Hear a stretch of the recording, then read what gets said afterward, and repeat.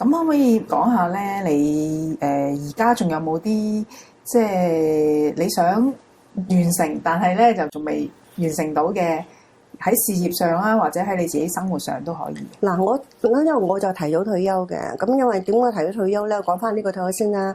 咁而家我冇工作噶嘛，我退休因為咧我有個內孫同外孫一齊出世，同年同月。咁喺05年嘅7月就2個 BB 一齊就出世。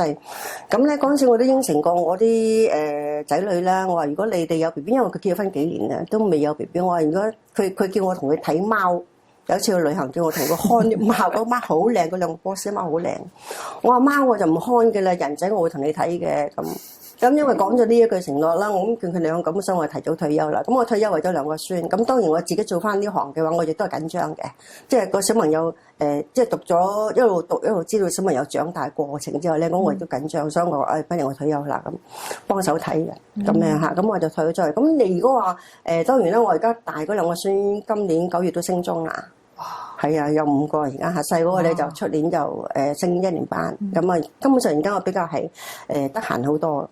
咁我如果你話我有咩志願想完成咁，其實我自己興趣都好多。但係而家睇背景嗰個就係粵曲啦，我一退咗休出嚟之後咧，我諗係2、3月度咧，我可以抽得身出嚟嘅時候咧，我就去學粵曲啦。因為嗰陣時我細個好中意聽粵曲，但係一路做嘢之後咧就冇咗啦，完全忘記晒。咁諗翻起，唔係喎，我唔可能話喺屋企咁嚟磨時間㗎喎，咁我就不如去學粵曲啦。咁咧跟住咧就學咗2、3年粵曲之後咧，我就學埋折子戲。咁折子戲可能你哋又唔係太清楚，即係嗰啲粵劇嗰啲嘅。咁有一陣間，如果有時間，我示範下少少啦。咁而家我話我心裏咧係仲有咧，就係話我都學緊古箏嘅。咁我希望能夠係考到7級嘅古箏。咁我而家已經考到去6級嘅啦。咁希望繼續努力啲啦。呢個就係我自己即係話退休之後咧，亦都係可以講係而家後生嗰陣時嘅夢想嚟㗎。如果喺我哋嗰年代40、50年代咧，根本上你話粵曲啊，或者係呢個古箏啊，喺社區度唔係咁普遍嚇。但係而家社區就唔同，好普遍。咁所以我覺得不如行過沙田大會堂見到古箏學，我係喎，嗰時我都好想學呢樣嘢㗎喎，咁就。我諗喺7、8年前咧開始學嘅嚇，咁就喺度玩緊，咁就呢個就係我退休之後嘅嘢啦。除咗啲書慢慢大，我時間慢慢多，咁我就學嘅嘢慢慢亦都係豐富咗好多咁樣啦嚇。咁就算讀呢個而家讀呢個奇師學院啦，係咪都係一樣啦。有朋友話你有冇興趣聽啊？咁我好喎，咁一聽完之後，我覺得佢成日話Doctor Chan 成日都係4嚿雲。咁我對於嗰個心理與策略，即係話即係話呢個長者學習啊，嗰個心理與策略咧，其實我都好想知道呢個理論自己做得點樣樣，因為我想聽呢樣嘢，咁自己即係我都幾忙下而家咁樣嘅玩法。哇！咁我自己咁忙，咁係咪啱嘅咧？咁其實我真係想測試下自己，咁所以我就讀咗呢個課程。咁我又覺得 OK 喎，又幾好，因為我自己好正面嘅生活咧係。忙得嚟幾豐富啦，即係起碼唔好俾自己一個好似咁懶散啊，毫無目標，即係話就你退休出嚟，你都有個目的嘅，你個目標有個理想㗎咁。有冇啲嘢想補充一下？有冇特別啲嘢想分享補充？其實我咁再講補充就話。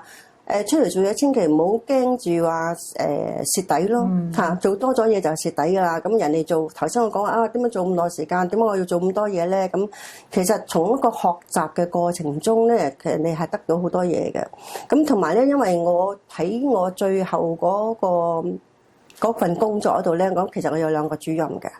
嗰2個主任咧，咁好多時咧我咧就自己心中有數啊。咁我覺得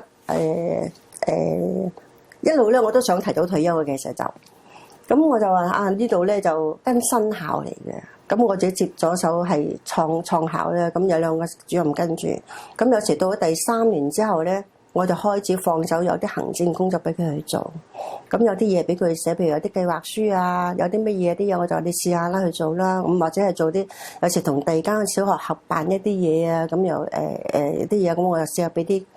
即係俾啲題目佢，俾啲佢去寫啦。咁同埋有時啲教署文件咧，我又俾佢我哋上次睇下啦，睇你識唔識得點樣處理啦咁。咁佢因為佢哋都要做伴奏工作嘅，有一個就孭伴奏班，有一個就要負責電腦。咁即係本身佢嘅工作，咁佢哋覺得呢個係額外嘅工作。咁佢覺得呢個係額外嘅工作嚟嘅。咁其實咧就我一路咧就慢慢放俾佢哋，就我自己心裏就話，一日第有一日有朝一日，我如果真係離職嘅話咧，就希望佢能夠接得到上，即係話佢哋能夠接多啲就會好啲嘅。